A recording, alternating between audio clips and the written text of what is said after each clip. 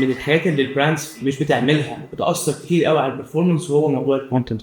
platforms دلوقتي is driven more by creative targeting is no more relevant. معظم البلاتفورم زي ما اتكلمنا على performance max campaigns، على ميتا ادفانتج بلس، على تيك توك ايفن السمارت performance campaigns، كل الكامبينز دي is driven by content. فاي براند اونر او اي اي كوميرس ماركتنج مانجر الحاجه الوحيده اللي محتاج يركز فيها قوي ويحط فيها مور ريسورسز هي انتاج دايم وفلو دايم لمحتوى عن المنتجات وعن البراند على طول ما بيوقفش. مور كونتنت بيتعمل سواء كان فيديو فورماتس يو جي سي كونتنت، انفلونسر كولابوريشن، شو كيسنج مثلا برودكتس، فيديوز، انبوكسنج فيديوز، كل الفورماتس من الفيديو. وكمان الايمجري سواء كانت لايف ستايل ايمجز يوزنج بقى شوتنج مع مودلز وات ايفر الفورمات. بس لازم دايما هم يركزوا على ان انا افضل اعمل كونتنت كتير، ابدا ابروديوس مور كونتنت وتست مور انجلز طول ما انا شغال.